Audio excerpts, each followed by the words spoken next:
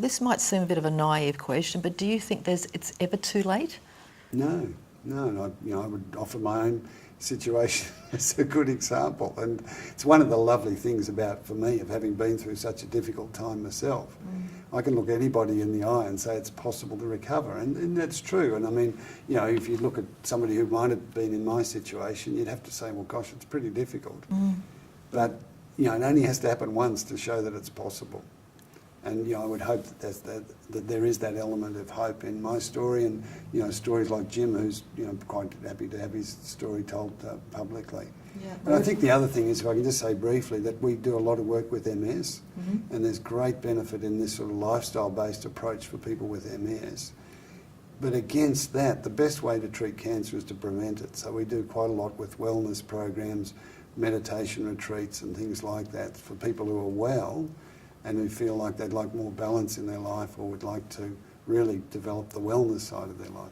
Okay, we're about to wind up. You've also been awarded what was it that you were awarded? Oh, the Order of Australia. Yeah, what was that?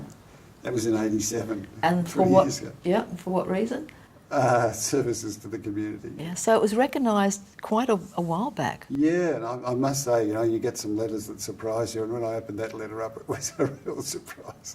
But it was nice, I guess, to have that acknowledgement that what we were doing was valued. And there was a big Senate inquiry that was conducted here in Australia about 18 months ago, and they actually recommended, in a bipartisan Senate recommendation out of this big inquiry, that people who came to our residential programs get Medicare rebates.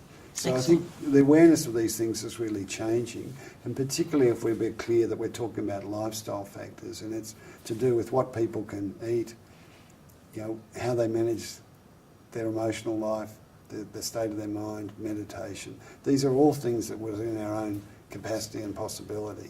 And when people are helped with some direction with this, it's quite possible to transform lives. Okay, well, on that note, as we finish, perhaps if you could look into that camera and just one or two sentences to someone who might be watching this, who's had a diagnosis of cancer, what would you say to them in finishing? Well, I think the important thing is, if you have been diagnosed with cancer, is to recognise firstly that it's possible to recover, and that hope is real, and that my own case and lots of other people should point the way in that. It's very real in really any situation.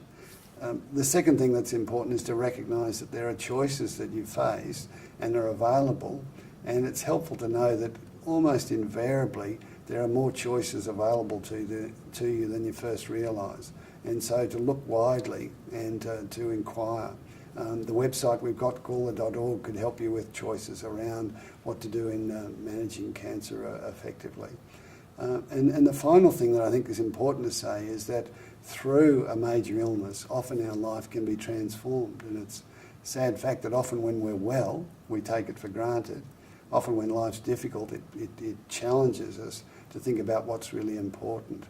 And what for many people has happened in dealing with cancer is they've found an inner peace through that process of self-inquiry, through the practice of meditation. They found an inner peace that's become quite enduring, and that lasts them through the illness, it lasts them through their life, helps them with a good death, and makes life really deeply meaningful. Ian, thank you so much for being on the show and sharing such a personal story, and obviously being a great role model for a lot of people. Thank you so much. Pleasure. Thank you for being with us. You know the website, www.conversationswithRobyn.com.